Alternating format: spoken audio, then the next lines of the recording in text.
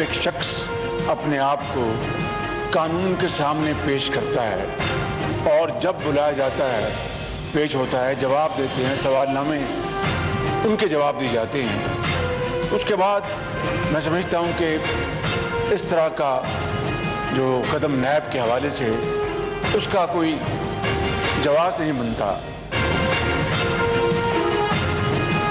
मेरी आपसे अपनी तरफ से, अपनी पार्टी की तरफ से और तमाम हिज़्ब इख्तिलाफ के जो यहाँ पर लीडर्स बैठे हैं उनके मेंबर्स की तरफ से मेरी गुजारिश है कि आप जनाब आसिफ जरदारी साहब के प्रोडक्शन ऑर्डर्स इशू करके माजी की रवायत को आप बरकरार रखें।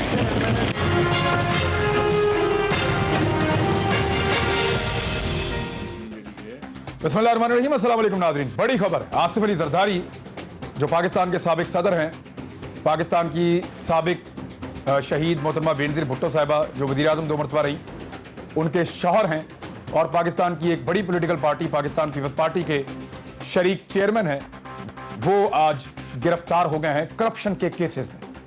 इन्होंने जमानत करवा रखी थी हाई कोर्ट से और 5 मरतबा जमानत में तौसीह मिली है।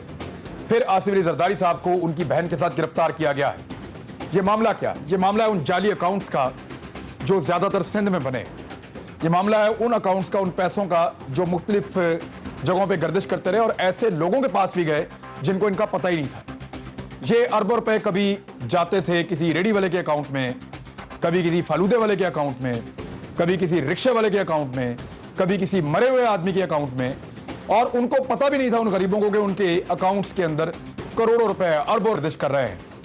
इस पैसे का जब सुराग लगाना शुरू किया एजेंसीज ने, तो तहकीकाती इदारों को पता चला कि आसिफ अली जरदारी साहब इनके साथ बिलवास्ता जुड़े हुए हैं। फिर इन्वेस्टिगेशन का दायरा वसी हुआ, जरदारी साहब ने जमानतें करवा ली और आज उनकी जमानतें खारिज हो गई इस्लामाबाद हाई कोर्ट से, जिसके बाद नैब ने आसिफ अली जरदारी को गिरफ्तार कर लिया। अब आसिफ अली जरदारी साहब नैब की हिरासत में दो चीजें हो सकती, या तो उनका गुनाह साबित हो जाएगा, अदालत उनको सजा दे देगी और उनसे पैसा वापस निकलवाया जाएगा, या वो बेगुनाह साबित हो जाएगा। अगर वो बेगुनाह साबित होते हैं या उनको गुनाहगार साबित नहीं किया जा सकता, तो फिर पाकिस्तान के एहतसाबी निजाम के ऊपर एक मरतबा फिर वो बहुत बड़ा सवालिया निशान खड़ा कर देगी। बार बार पाकिस्तान पीपल्स पार्टी ये पूछती रही है कि जरदारी साहब को पहले 11 साल गिरफ्तार रखा, क्या निकला? तो अब फिर जरदारी साहब को गिरफ्तार किया गया है। पीपल्स पार्टी को क्या यह मौका दोबारा मिलेगा पूछने का कि आपने जरदारी साहब को गिरफ्तार किया, क्या निकला? या अवाम मायूस हो जाएगी एहतसाब के अमल से ही? अब जरा इन केसेस की तरफ आ जाए। ये जो जरदारी साहब पे अब केसेस बने, ये वो केसेस नहीं है जो नवाज शरीफ साहब ने 90s में बनाए थे। ये वो केसेस नहीं है जो सैफुर रहमान ने बनाए थे। ये वो केसेस नहीं है जो जरदारी साहब ने फौज के कहने पे बनाए थे। ये वो केसेस हैं जब जरदारी साहब के ऊपर जब ये केसेस बन रहे थे तो नवाज शरीफ साहब का दौरे हुकूमत था और नवाज शरीफ साहब की फौज के साथ लड़ाई चल रही थी, एस्टेब्लिशमेंट के साथ झगड़ा चल रहा था, दूरियां थी। नवाज शरीफ साहब और फौज एक पेज पर नहीं थे। उस दौर में मियां नवाज शरीफ साहब की हुकूमत में 2015 के बाद जब स्टेट बैंक उनके अपने कंट्रोल में था नवाज शरीफ साहब के, तब स्टेट बैंक ऑफ पाकिस्तान ने बताया कि यह 2 नंबरी हो रही है। तब चौधरी निसार अली खान जो नवाज शरीफ साहब को वजीर दाखिला थे, उन्होंने आके असेंबली के फ्लोर के ऊपर बताया और उसके बाद शहबाज शरीफ साहब ने कहा कि अगर एक फाइल खुल गई तो जरदारी साहब को लग पता जाएगा। ये वो केसेस हैं जो मियां नवाज शरीफ साहब के दौर में बनाए और मियां नवाज शरीफ साहब और पीएमएलएन इसको अच्छी तरह जानती थी और इस बुनियाद पे वो साहब पे तनकीद करते थे। ये केसेस हालिया चंद साल पहले के, ये वो पुराने बोगस केसेस नहीं, और इन केसेस के ऊपर अब जरदारी साहब को गिरफ्तार किया गया है। मेरे साथ मेहमान मौजूद है, मैं तारुफ करूँगा। आज बड़ी इंपॉर्टेंट चीजें हैं वो हमने डिस्कस करनी है। मियां महमूद रशीद साहब पाकिस्तान तहरीक इंसाफ से सूबाई वजीर हैं, बहुत शुक्रिया आपका ज्वाइन करने के लिए। वे सब हमारे साथ डॉक्टर तारिक फजल चौधरी साहब पीएमएलएन से इस्लामाबाद में मौजूद हैं, बहुत शुक्रिया आपका। सेनेटर आजिज धाबरा साहब हमारे साथ मौजूद हैं पाकिस्तान पीपल्स पार्टी से और वो हैदराबाद में इस वक्त मौजूद हैं, बहुत शुक्रिया आपका भी ज्वाइन करने के लिए। सबसे पहले आजिज धाबरा साहब, आज बिलावल भुट्टो जरदारी साहब ने कहा कि मारते हैं और फिर रोने भी नहीं देते हैं, और ये दौर जो है वो ज़ियाउल हक के दौर से और बाकी जो अदवार गुजरे हैं मुशर्रफ का, अयूब खान का, उनसे भी ज्यादा सख्त और मुश्किल दौर है। बिलावल भुट्टो जरदारी साहब ने बार बार कहा कि मेरे बाप की जबान काटी गई, मेरी मां को जेलों के चक्कर लगवाए गए, और यह सारा शिकवा करते हुए इमरान खान को और स्पीकर को मुखातिब थे। लेकिन बिलावल भुट्टो जरदारी साहब इसके लिए गुनाहगार किसको समझते रहे हैं माजी करीब में? अगर मैं आपको सुनवा सकता हूं जी अभी मैं, जो ज़ियाउल हक साहब जी, वो किसको समझते रहे इसका जिम्मेदार, जरा वो सुनिए, फिर मैं आपसे पूछता हूं। मोहम्मद नवाज शरीफ जिया उल हक का बेटा है, अपना बचपन से इससे लड़ रहा हूं। He is the thrice selected prime minister of Pakistan. How did we not know that he had looted this country and stashed his wealth abroad? तो सर आपने शिकायत करनी थी ज़ियाउल हक के बेटे से, ये स्पीकर कौमी असेंबली को और नवाज शरीफ को, इमरान खान को आप क्यों मुखातिब कर रहे हैं बिलावल भुट्टो जरदारी साहब? ये जो आपको मारा था बचपन में बिलावल भुट्टो को और बेनजीर भुट्टो को और आपकी सारी पार्टी को, तो नवाज शरीफ ने मारा था।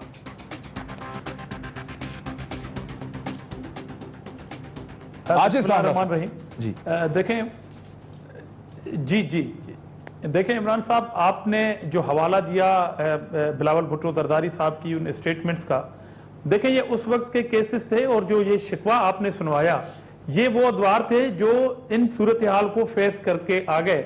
और ये 12 साल की जेल, कभी कभी हमें ताना मिलता है कि आप ये क्लेम करते हैं, तो हम ये कहने में हक बजानिब होते हैं कि वो केसेस, वो रेफरेंसेस वो तो साबित नहीं हुए, मगर 12 साल की जेल का कोई हिसाब तारीख सर में उसका हिसाब आप नवाज शरीफ से मांगे ना, सवाल मौजूद था, मगर उसका हिसाब आपको नवाज शरीफ से मांगना है, इमरान खान से नहीं मांगना। इमरान साहब वो तो उस दिनों की सूरत हाल थी जो हम फेस करके आए, ये एक हिस्ट्री है सर। लेकिन आज आप क्यों कह रहे थे वहां खड़े होकर के ये इमरान खान इसका जवाब दे, या इमरान खान, आपने ये कोशिश की, इमरान खान को तो तब कुछ भी नहीं था उसके पास जब जरदारी साहब अंदर हो गए थे। ये तो नवाज शरीफ साहब ने की थी, जबान काटी थी जरदारी साहब ने काटी थी, जरदारी साहब की नवाज शरीफ साहब ने कटवाई। इमरान साहब आप जब मौजूदा सूरत हाल पे बात करेंगे तो यकीनन माजी से भी इनकार नहीं कर सकते, और हम कह रहे हैं कि सर ये कैसे हो सकता है कि नवाज शरीफ साहब को बगल में बैठा के आप इमरान खान को कहेंगे कि आपने मेरी जुबान काटी थी, हालांकि जुबान काटने वाला आपकी बगल में बैठा हुआ है, ये कैसे हो सकता है सर? देखिए, अगर आप मुझे पीटीआई पे तनकीद नहीं करने देंगे तो सर करने दूंगा, लेकिन सर महंगाई के ऊपर, गुर्बत के ऊपर, बेरोजगारी के ऊपर, इस पे करने दूंगा ना। आसिफ अली जरदारी की जबान काटने पे आप पीटीआई पे तनकीद करेंगे, मैं बोलूंगा नवाज शरीफ पे करें, तो सर तारीख तो दुरुस्त रखनी है ना सर। आप शायद समझ नहीं सके हैं बात को कि आसिफ अली जरदारी साहब वही हैं जिनके ऊपर ये केसेस दाखिल थे, इस तरह का बदतरीन तशद्दुद हुआ था, उस तरह का वो सूरत हाल भी फेस करके अब ये आ गई है नई सूरत हाल, नई गवर्नमेंट। अब जाहिर है कि जब आप एक सिलेक्टेड बीमारी में मुब्तला हो जाएंगे, आप सिलेक्टेड खुद हो, आपको जुडिशरी भी सिलेक्टेड चाहिए, आपको सहाफत भी सिलेक्टेड चाहिए, अभी आपको पार्लियामेंट भी सिलेक्टेड चाहिए, तो इशू यह है कि एहतसाब के इदारे भी सिलेक्टेड चाहिए, और आप कौमी असेंबली में बात करने भी ना दें। आज वुज़रा बात करें मगर किस पार्टी के पार्लियामेंटी जो लीडर है वो बात ना करे, ये खतरनाक सूरत हाल है कि हम शिकवा इस हुकूमत से अगर ना करें तो किससे करें, कि ये जब अपोजिशन में होते हैं तो पार्लियामेंट पर हमलावर हो जाते हैं, अगर ये हुक्मरान होते हैं तो किसी को बोलने की इजाजत भी ना दें, और इन हुक्मरानों ने तो पार्लियामेंट को इस तरह बना दिया कि जैसे parliament the part of PTI. ऐसा नहीं होगा। ठीक है सर, मैं इसमें आज जो आप इसमें चीज ऐड कर देता हूं, इसमें की हुकूमत का आज पाकिस्तान पीपल्स पार्टी की तरफ से हाल भी हमने काटी सर, आज पाकिस्तान पीपल्स पार्टी की तरफ से शादिया बड़ी साहबा और राजा परवेज अशरफ साहब बोले हैं, हुकूमत की तरफ से 2 लोग बोले हैं, हुकूमती इत्तेहादी की तरफ से 1 आदमी बोले हैं, और शहबाज शरीफ साहब भी बोले हैं, तो यानी 3 लोग अपोजिशन से बोले हैं, 3 लोग हुकूमत से बोले हैं, और ये थी आज का सिनेरियो। इसमें ये बिलावल भुट्टो की आवाज से डरते हैं ना, मेरा क्या कसूर है कि मैं इससे सवाल उठाऊं? बिल्कुल आपका हक बनता है, आप उठाइए, कल जाके बोलिए सर। अब मैं अभी पीएमएलएन से, मैं अब पीएमएलएन क्या कहती रही जरदारी साहब के बारे में, वो सुनवाने की जरूरत है जी, है जी। मेरे ख्याल में जरदारी साहब के बारे में जो पीएमएलएन कहती रही है उनका बड़ा एक ठोस मौक़िफ़ रहा है, वो आपको सुनवाते हैं, फिर तारिक फजल चौधरी साहब से पूछते हैं कि मौक़िफ़ वही है या तब्दील हो गया। जरदारी साहब की आप क्या बात करते हैं तो वो आज भाषण दे रहे हैं, 6 अरब रुपया इस गरीब कौम का, इसकी खून पसीने की कमाई उन्होंने चूसी है जरदारी साहब।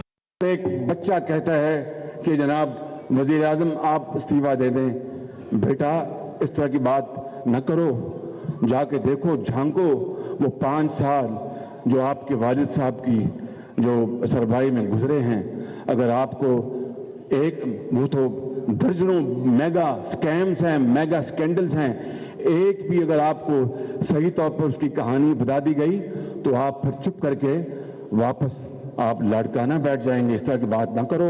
आप बच्चे हैं, हम बच्चे हैं, आपको आगे जाना है, आपको पता चलना चाहिए कि हकीकत है क्या।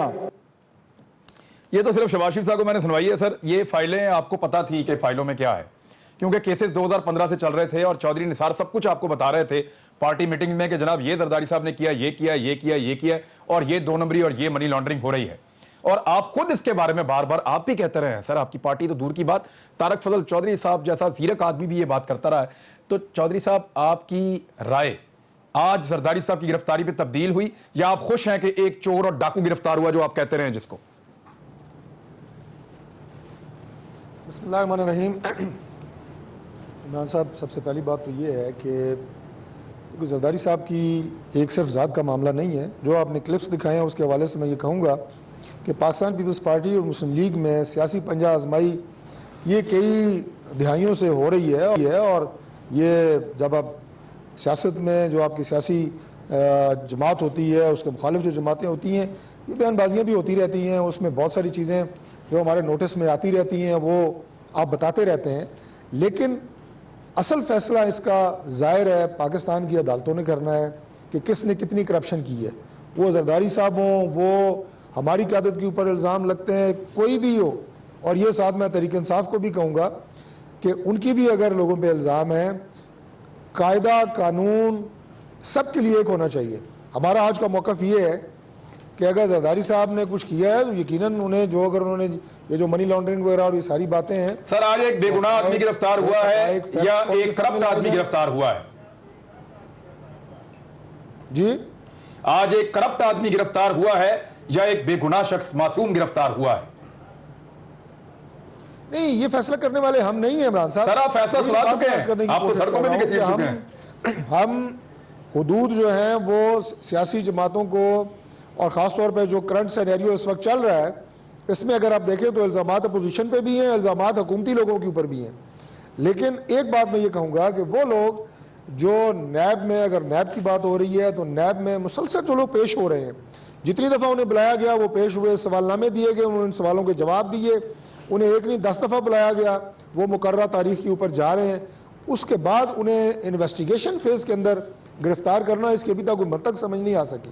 हाँ, अगर किसी के खिलाफ साहब आपको तो नहीं बताएंगे नैब वाले कि उनकी इन्वेस्टिगेशन में क्या चल रहा है। देखिए, मेरी अर्ज सुनें सर, जजेस ने मुनासिब समझा कि गिरफ्तार हो जाना चाहिए, उन्होंने जमानत खारिज कर दी। टारगेट नहीं करना चाहिए। जी, मैं ये अर्ज कर रहा हूँ कि आखिरी बात ये कर रहा हूँ कि सिर्फ अपोजिशन को टारगेट नहीं करना चाहिए कि आप अपोजिशन को हरासमेंट फैलाने के लिए आप उनके लोगों को ड्यूरिंग इन्वेस्टिगेशन उन लोगों को आप अरेस्ट कर लें।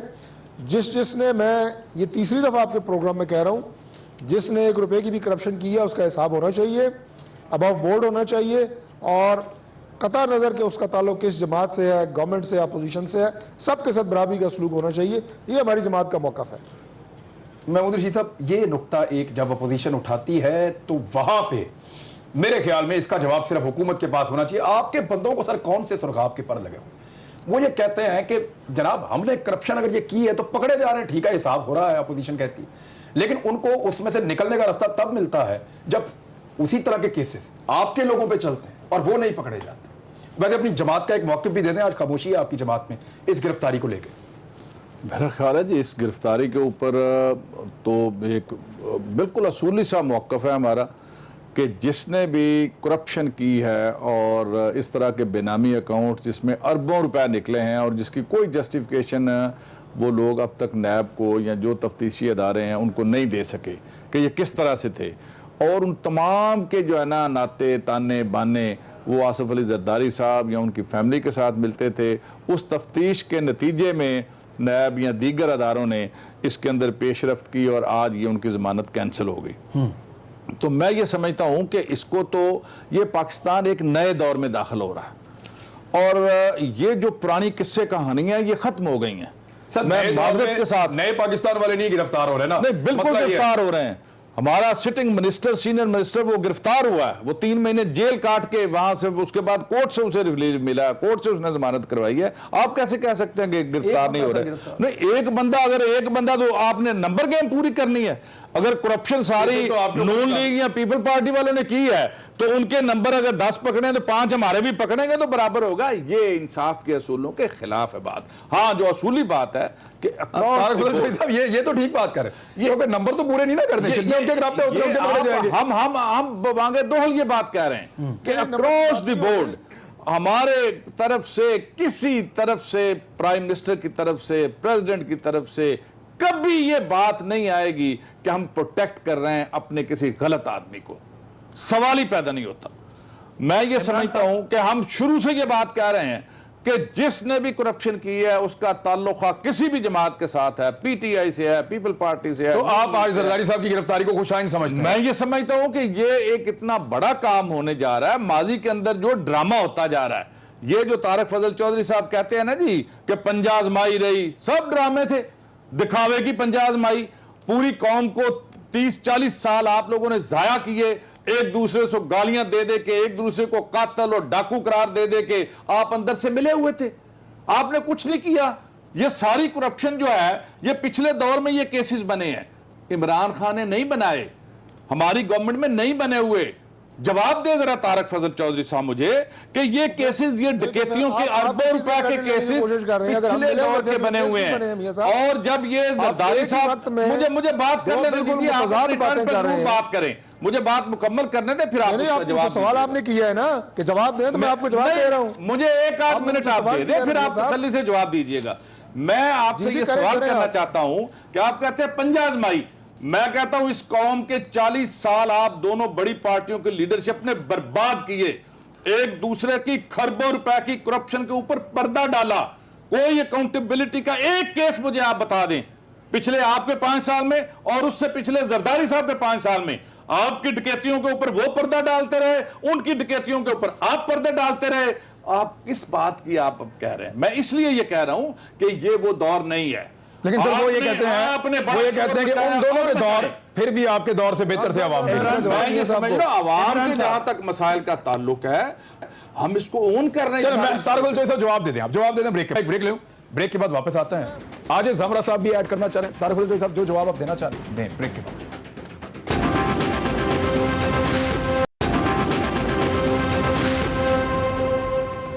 वेलकम बैक नाजरीन। ये जो आज जिस नैब ने गिरफ्तार किया आसिफ अली जरदारी साहब को, इस नैब के बारे में साबिक सदर जनाब आसिफ अली जरदारी साहब एक इंटरव्यू में क्या कह रहे थे हामिद मीर साहब को, वो मैं आपको सुनवाता हूं, फिर उस पर राय लेते हैं। जी आजिज हमरा साहब, ये आप चेयरमैन नैब के बारे में क्या सोच रहे थे, उसने क्या कर दिया सर? इमरान साहब, आप जो हैं वो अपोजिशन जमातों के क्लिप्स दिखा रहे थे, और पहले भी दिखाए आपने पीपल्स पार्टी के मादी के और फिर मियां शहबाज शरीफ के। मेरी आपसे आजाना गुजारिश होगी कि जरा हुक्मरान पार्टी को भी थोड़ी याद दिलाने के लिए इमरान खान और शेख रशीद के एक दूसरे को चपरासी ना रखने वाली जो वीडियो क्लिप है, अगर वो भी मंजर पे आ जाए। आपने कहां देखी वो? आपने कहां देखी वो?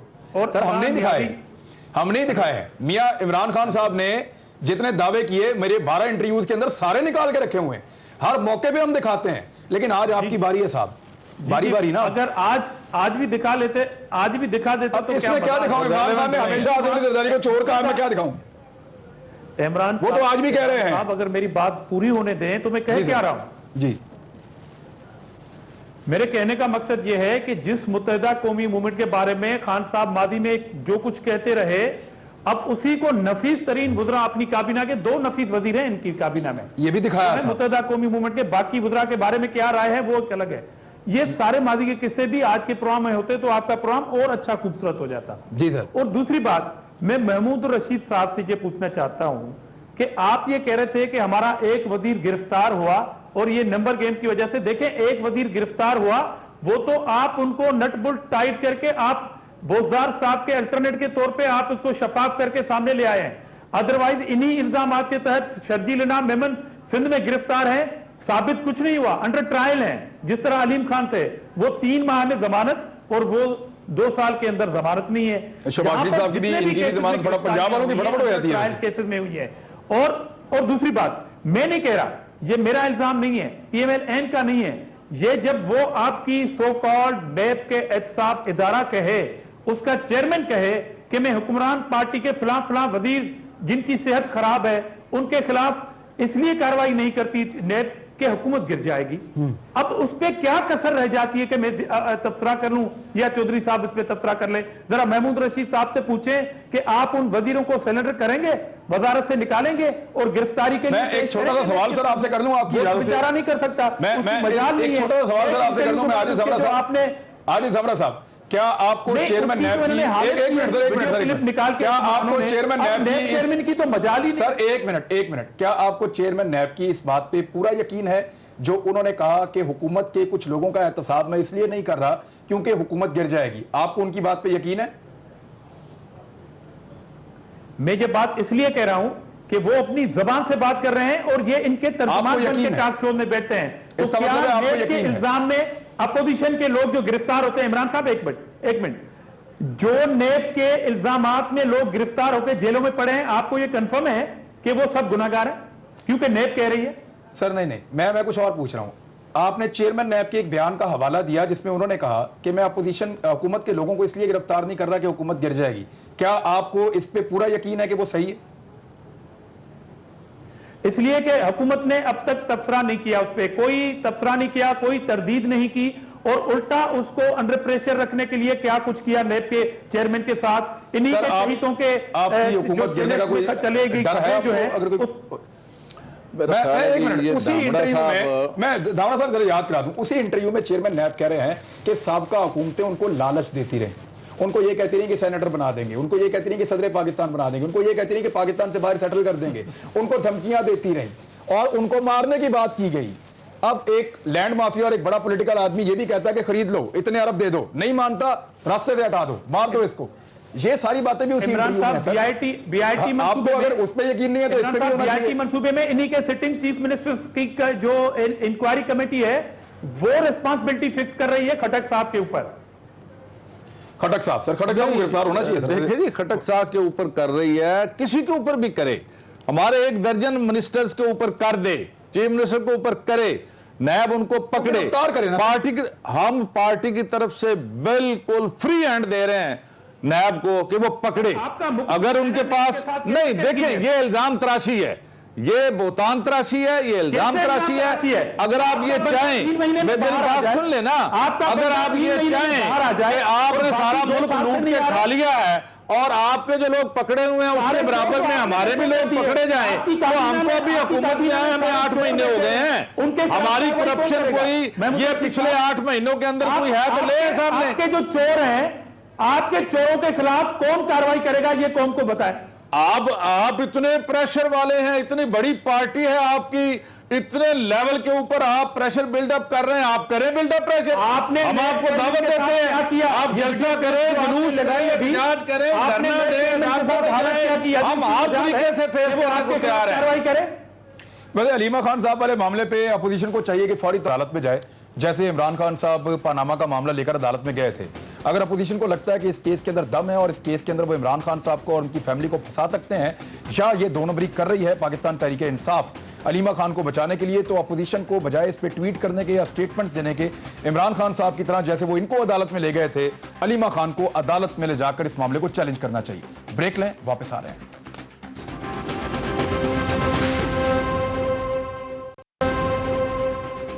वेलकम बैक नादरीन। जी तारिक जोई साहब, ये वही जरदारी साहब हैं जो चेयरमैन नैब को इतना छोटा आदमी समझ रहे थे कि उसकी क्या मजाल है। तो क्या आप ये समझते हैं कि इस गिरफ्तारी के पीछे चेयरमैन नैब नहीं है, कोई और है, और चेयरमैन नैब की क्या मजाल है? देखिए ये तो जरदारी साहब का अपना स्टेटमेंट है, मैं उसकी क्या वजाहत कर सकता हूँ। उसकी वजाहत तो उनकी अपनी पार्टी के कोई फ़र्द ही कर सकते हैं। लेकिन जो बात अभी मुख्तसर तौर पे जो मियाँ महमूद रशीद साहब ने जो बात की थी और उन्होंने सवाल किया था मुझसे, मैं उसका मुख्तसर आपको जवाब दूँ कि वो एक ही वक्त में 2 मुतजाद बातें कर रहे थे। एक तो वो ये फरमा रहे थे कि इन्होंने एक दूसरे की करप्शन को हमेशा प्रोटेक्ट किया है पिछले 4 सालों में, उनकी गुफ्तगू का खुलासा ये था। और साथ ही ये भी फरमा रहे थे कि ये जो केस हैं हमारे बनाए हुए नहीं हैं, ये नवाज शरीफ के बनाए हुए हैं। तो अगर हमारे बनाए हुए हैं तो हमारे इल्म में अगर कोई ऐसी चीज़, कोई ऐसी मालूमात आती रही है कि किसी की लीडर ने अगर कोई गड़बड़ की है, अगर कोई कागज़ों के ऊपर चीज़ आई है, उस कानून के मुताबिक हमने कार्रवाई की है। हमने तो कभी किसी को प्रोटेक्ट नहीं किया। और जैसा कि आपने अपने प्रोग्राम के इंट्रो में भी आपने बड़ी तफसील से बताया कि ये केसेस पिछले दौर के बने हुए हैं, 2015 में बने। दोबारा मैं ये बात जो मैंने पहले की थी वो मैं अर्ज कर दूं कि अब ये फैसला नैब ने करना है कि क्या उनमें आज कितनी आपको अपने सदाकत बनाए हुए है, केसेस के ऊपर अदालतों ने फख्र फैसला महसूस हो करना रहा है कि होगा। उनको सजा देनी है नहीं देनी। कि अच्छी बात एक तो है, ये बात, इंसाफ हो रहा है। दूसरी बात ये कि गिरफ्तारी के हवाले से मैं एक और नुकता भी थोड़ा सा आपके सामने रखना चाहूंगा क्योंकि उस पर आज बात नहीं हुई। देखिए ये टाइमिंग जो है ये भी बड़ी इंपॉर्टेंट होती है। अब इस वक्त चाहे 10 माह हुए हैं हुकूमत को या जितने भी हुए हैं, लेकिन अवाम के अंदर जो इस वक्त तकलीफ है, अवाम जिस दर्द और कर्ब से गुजर रहे हैं इस हुकूमत की नाकिस मुआशरी पॉलिसियों की वजह से, वो बिल्कुल वाकिफ है। पूरी कौम उससे वाकिफ है, हुकूमत खुद भी उससे वाकिफ है।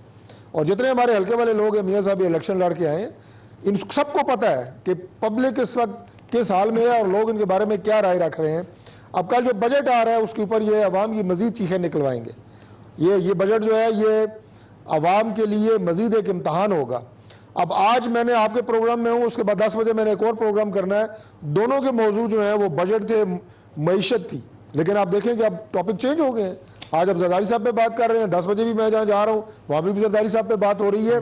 तो ये टाइमिंग जो है ये भी बड़ी इंपॉर्टेंट है। मैं समझता हूँ कि ये इससे पहले भी काफ़ी दिनों की ये मामला चल रहे थे और उसके बाद भी जरदारी साहब अरेस्ट हो सकते थे, वो कहीं भाग के नहीं जा रहे थे। लेकिन ये टाइमिंग जिस वक्त मैं समझता हूँ कि बजट इस वक्त पूरी आपको मिली भगत लग रही है, उस पर बात, उस पर बात आपको मिली भगत लग रही है ये?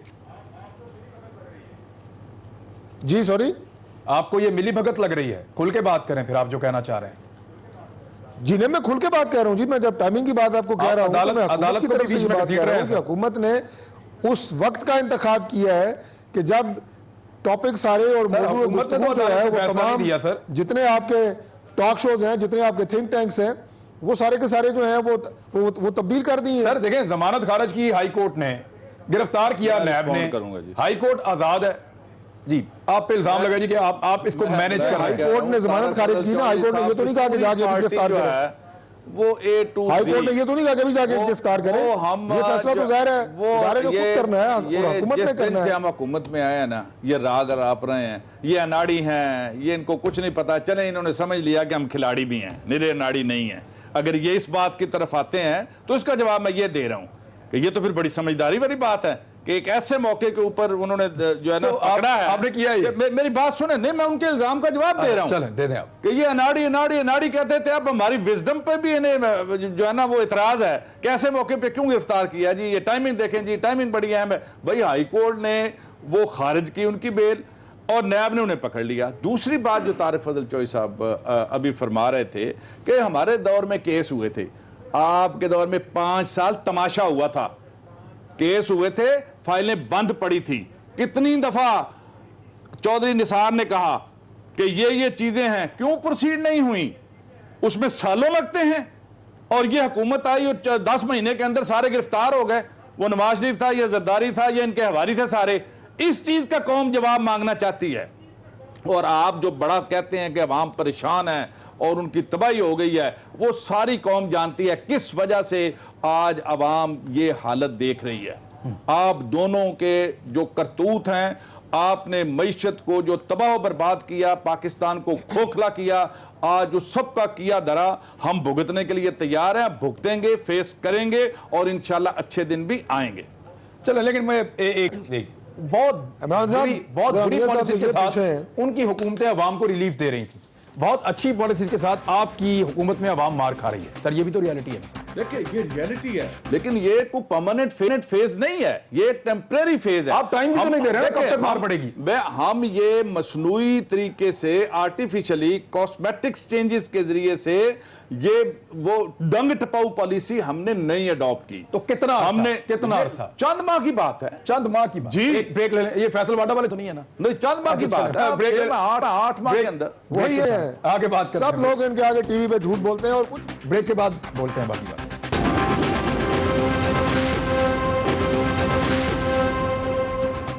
वेलकम बैक नाज़रीन। आज जमाना साहब, आज आसिफ अली जरदारी साहब की गिरफ्तारी के बाद सिंध में कुछ विजुअल्स हमारे पास आए जिसमें इंटीरियर में लोगों ने ज़बरदस्ती दुकानें बंद करा दी, उनके पास डंडे शंडे भी थे हाथों में और ज़बरदस्ती लोगों का कारोबार बंद करवा रहे थे।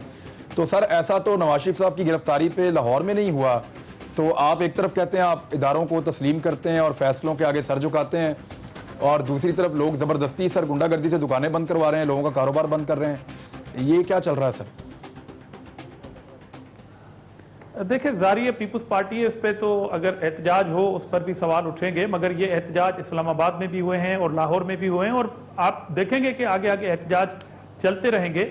और दूसरी बात कि अभी जो महमूद रशीद साहब ये बात कह रहे थे कि मुल्क लूटा हमने, तो मैं इनसे एक गारंटी लेना चाहता हूं आपकी तवज्जो से, ठीक है, कि जरदारी साहब गिरफ्तार हो गए, मियां साहब भी गिरफ्तार हैं।